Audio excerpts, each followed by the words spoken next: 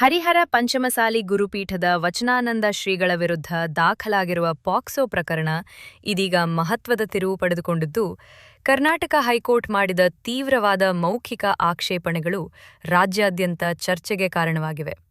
ವಿಶೇಷವಾಗಿ ಅಪ್ರಾಪ್ತ ಬಾಲಕನ ಮೇಲಿನ ಲೈಂಗಿಕ ದೌರ್ಜನ್ಯ ಆರೋಪದ ಪ್ರಕರಣದಲ್ಲಿ ನಿರೀಕ್ಷಣಾ ಜಾಮೀನು ನೀಡಿದ ವಿಧಾನವೇ ನ್ಯಾಯಾಲಯದ ಅಸಮಾಧಾನಕ್ಕೆ ಕಾರಣವಾಗಿದೆ. ಪ್ರಕರಣದ ವಿಚಾರಣೆ ವೇಳೆ ಹೈಕೋರ್ಟ್ ಅತ್ಯಂತ ಗಂಭೀರವಾಗಿ ಪ್ರತಿಕ್ರಿಯಿಸಿದ್ದು, ಬಾಲಕರನ್ನೂ ಬಿಟ್ಟಿಲ್ಲವೇ, ಈಗ ಬಾಲಕರೂ ಸುರಕ್ಷಿತರಲ್ಲವೇ ಎಂದು ಕಟುವಾಗಿ ಪ್ರಶ್ನಿಸಿದೆ. ಇದು ಕೇವಲ ಒಂದು ಪ್ರಕರಣಕ್ಕೆ ಸಂಬಂಧಿಸಿದ ಮಾತಲ್ಲ, ಮಕ್ಕಳ ಸುರಕ್ಷತೆ ಬಗ್ಗೆ ನ್ಯಾಯಾಲಯ ವ್ಯಕ್ತಪಡಿಸಿದ ಆತಂಕವೆಂದು ಕಾನೂನು ವಲಯ ವಿಶ್ಲೇಷಿಸುತ್ತಿದೆ. ಈ ಪ್ರಕರಣದಲ್ಲಿ ಅತ್ಯಂತ ಗಮನ ಸೆಳೆದಿರುವ ಸಂಗತಿಯೆಂದರೆ, ಸ್ವಾಮೀಜಿ ವಿರುದ್ಧ ಅಧಿಕೃತವಾಗಿ ದೂರು ದಾಖಲಾಗುವ ಮುನ್ನವೇ ನಿರೀಕ್ಷಣಾ ಜಾಮೀನು ಪಡೆಯಲಾಗಿದೆ ಎಂಬ ಅಂಶ.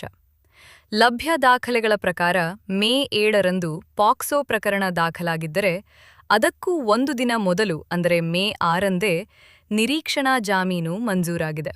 ಈ ಬೆಳವಣಿಗೆಗೆ ಹೈಕೋರ್ಟ್ ತೀವ್ರ ಅಚ್ಚರಿ ವ್ಯಕ್ತಪಡಿಸಿದ್ದು, ದೂರು ದಾಖಲಾಗುವ ಮೊದಲೇ ಜಾಮೀನು ನೀಡಿರುವುದು ಆಘಾತಕಾರಿ ಎಂದು ಅಭಿಪ್ರಾಯಪಟ್ಟಿದೆ.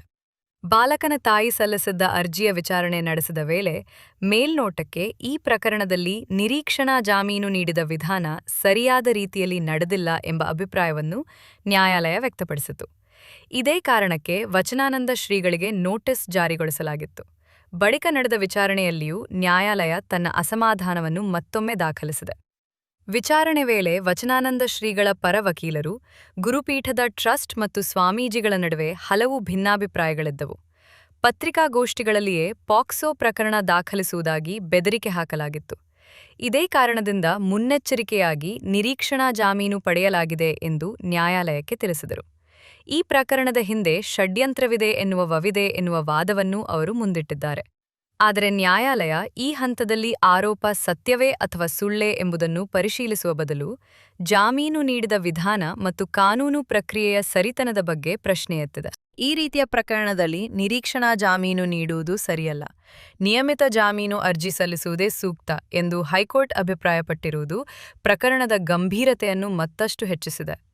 ಪಾಕ್ಸೋ ಕಾಯ್ದೆ ಮಕ್ಕಳ ಮೇಲಿನ ಲೈಂಗಿಕ ದೌರ್ಜನ್ಯ ತಡೆಗಟ್ಟಲು ಜಾರಿಯಲ್ಲಿರುವ ಅತ್ಯಂತ ಕಠಿಣ ಕಾನೂನುಗಳಲ್ಲಿ ಒಂದಾಗಿದೆ. ಆರೋಪಿಯ ಸಾಮಾಜಿಕ ಸ್ಥಾನಮಾನ, ಧಾರ್ಮಿಕ ಹುದ್ದೆ ಅಥವಾ ಪ್ರಭಾವವನ್ನು ನೋಡದೆ ಅಪ್ರಾಪ್ತರ ರಕ್ಷಣೆಗೆ ಕಾನೂನು ಹೆಚ್ಚಿನ ಆದ್ಯತೆ ನೀಡುತ್ತದೆ. ಇದೇ ಕಾರಣಕ್ಕೆ ಈ ಪ್ರಕರಣದಲ್ಲಿ ನ್ಯಾಯಾಲಯದ ಪ್ರತಿಕ್ರಿಯೆ ವಿಶೇಷ ಮಹತ್ವ ಪಡೆದಿದೆ. ಇದೇ ವೇಳೆ ದಾವಣಗೆರೆ ಜಿಲ್ಲಾ ವಿಶೇಷ ಪಾಕ್ಸೋ ನ್ಯಾಯಾಲಯದಲ್ಲೂ ಈ ಪ್ರಕರಣದ ಬೆಳವಣಿಗೆಗಳು ನಡೆಯುತ್ತಿವೆ. ಶ್ರೀಗಳಿಗೆ ನೀಡಿರುವ ಜಾಮೀನು ರದ್ದುಪಡಿಸುವಂತೆ ಸಲ್ಲಿಸಿರುವ ಅರ್ಜಿಯ ಕುರಿತು ಮೊದಲು ಜೂನ್ 18ರಂದು ತೀರ್ಪು ನೀಡಬೇಕಾಗಿತ್ತು. ಆದರೆ ಹೈಕೋರ್ಟ್ನಲ್ಲಿ ಇದೇ ವಿಚಾರದ ವಿಚಾರಣೆ ನಡೆಯುತ್ತಿರುವ ಹಿನ್ನೆಲೆಯಲ್ಲಿ ಜಿಲ್ಲಾ ವಿಶೇಷ ನ್ಯಾಯಾಲಯ ತನ್ನ ತೀರ್ಪನ್ನು ಜೂನ್ 30ಕ್ಕೆ ಮುಂದೂಡಿದೆ. ಅಂದರೆ ಈಗ ಎರಡು ಪ್ರಮುಖ ಬೆಳವಣಿಗೆಗಳತ್ತ ಎಲ್ಲರ ಗಮನ ನೆಟ್ಟಿದೆ. ಒಂದು ಕಡೆ ಜೂನ್ 25ರಂದು ಹೈಕೋರ್ಟ್ನಲ್ಲಿ ಮುಂದಿನ ವಿಚಾರಣೆ ನಡೆಯಲಿದ್ದು, ಮತ್ತೊಂದು ಕಡೆ ಜೂನ್ 30ರಂದು ದಾವಣಗೆರೆ ವಿಶೇಷ ಪಾಕ್ಸೋ ನ್ಯಾಯಾಲಯ ಜಾಮೀನು ರದ್ದು ಅರ್ಜಿ ಕುರಿತು ತನ್ನ ನಿರ್ಧಾರ ಪ್ರಕಟಿಸಲಿದೆ. ಈ ಪ್ರಕರಣದಲ್ಲಿ ಇನ್ನೂ ಆರೋಪಗಳು ಸಾಬೀತಾಗಿಲ್ಲ, ತನಿಖೆ ಮುಂದುವರಿದಿದ್ದು ಅಂತಿಮವಾಗಿ ನ್ಯಾಯಾಲಯದ ತೀರ್ಪೇ ಸತ್ಯಾಸತ್ಯತೆಯನ್ನು ನಿರ್ಧರಿಸಲಿದೆ. ಆದರೆ ಹೈಕೋರ್ಟ್ ಮಾಡಿದ ಗಂಭೀರ ಪ್ರಶ್ನೆಗಳು ಮತ್ತು ವ್ಯಕ್ತಪಡಿಸಿರುವ ಆತಂಕ ಮಾತ್ರ ಈ ಪ್ರಕರಣವನ್ನು ಸಾಮಾನ್ಯ ಕಾನೂನು ವಿವಾದದ ಮಟ್ಟದಿಂದ ಮಕ್ಕಳ ಸುರಕ್ಷತೆ, ನ್ಯಾಯಾಂಗ ಪ್ರಕ್ರಿಯೆ ಮತ್ತು ಕಾನೂನು ಅನುಷ್ಠಾನದ ಕುರಿತ ದೊಡ್ಡ ಚರ್ಚೆಯನ್ನಾಗಿ ಪರಿವರ್ತಿಸಿವೆ. ಒಟ್ಟಾರೆ ವಚನಾನಂದ ಶ್ರೀಗಳ ವಿರುದ್ಧದ ಪಾಕ್ಸೋ ಪ್ರಕರಣ ಈಗ ಕೇವಲ ಒಬ್ಬ ಸ್ವಾಮೀಜಿಯ ವಿರುದ್ಧದ ಆರೋಪದ ವಿಚಾರವಾಗಿ ಉಳಿದಿಲ್ಲ.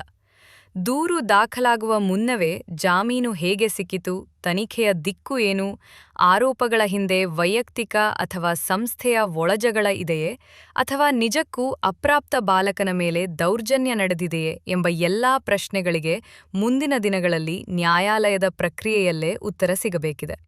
ಸದ್ಯಕ್ಕೆ ಹೈಕೋರ್ಟ್ನ ತೀಕ್ಷ್ಣ ಪ್ರಶ್ನೆಗಳು ಮತ್ತು ನ್ಯಾಯಾಲಯದ ಕಳವಳವೇ ಈ ಪ್ರಕರಣದ ಕೇಂದ್ರ ಬಿಂದುವಾಗಿ ಪರಿಣಮಿಸಿದೆ.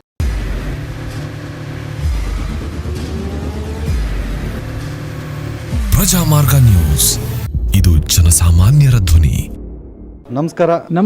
ನೀವು ನೋಡ್ತಾ ಇದ್ದೀರಾ ಪ್ರಜಾಮಾರ್ಗ ನ್ಯೂಸ್. ರಾಷ್ಟ್ರದ ರಾಜ್ಯದ ರಾಜಕೀಯದ ಬಗ್ಗೆ ಹೆಚ್ಚಿನ ಸಿನಿಮಾ ಅಪ್ಡೇಟ್ಗಳಿಗಾಗಿ ಫಸ್ಟ್ ಲೈಕ್ ಮಾಡಿ, ಸಬ್ಸ್ಕ್ರೈಬ್ ಆಗಿ. ಹಾಗೆ ಫಾಲೋ ಕೂಡ ಮಾಡಬೇಕು.